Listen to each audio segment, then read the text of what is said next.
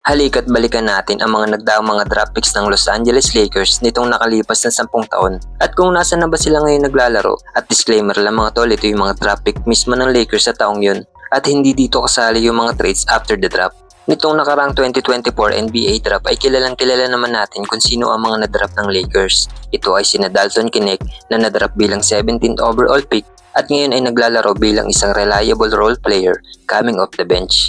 Ang isa nilang nadraft ngayon ay walang iba kundi si Bronny James na nadraft bilang 55th overall at kasalukuyan naglalaro at dinidevelop sa G League team ng Lakers na South Bay Lakers at paminsan-minsan ay naglalaro din sa LA Lakers pero mostly ay sa garbage time na. Sa 2023 naman ang mga draft picks nila ay sina Jalen Hood-Schifino na nadraft bilang 17th overall and kagaya ng status ni Bronny, meron silang standard contract pero sila ay naglalaro both sa NBA at sa G League team ng Lakers. Ang isa pa nilang nadraft ay si Mojave King na nadraft ng Lakers bilang 47th overall pick na naglaro sa G League team na G League Ignite pero na-trade din kalaunan papuntang Indiana. Sa ngayon siya ay naglalaro sa New Zealand Breakers sa NBL Australia.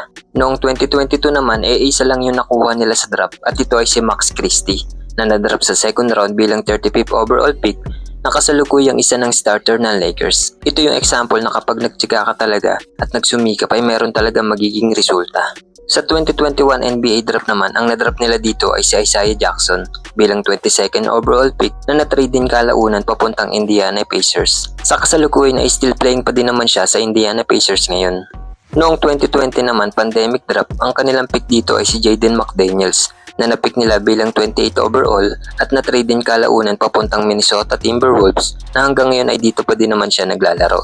Noong 2019, ang kanilang 4th overall pick ay si DeAndre Hunter. Nakalaunan ay napuntang Atlanta Hawks at hanggang ngayon ay dito pa din naman siya naglalaro.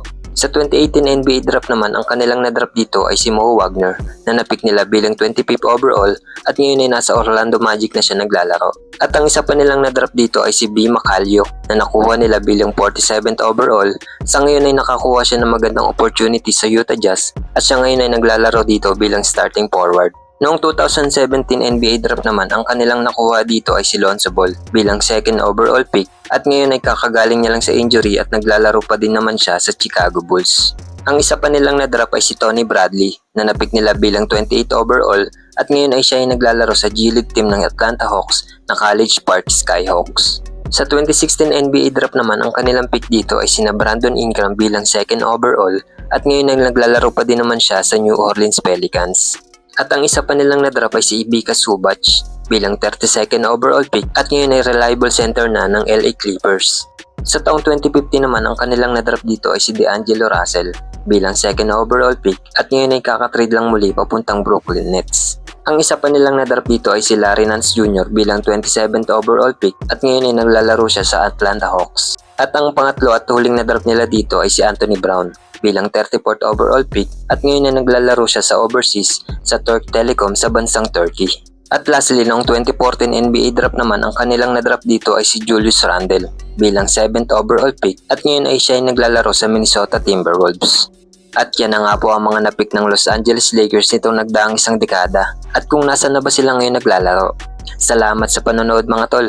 Baka pwede makalambing ng like and subscribe nyo. Maraming salamat po.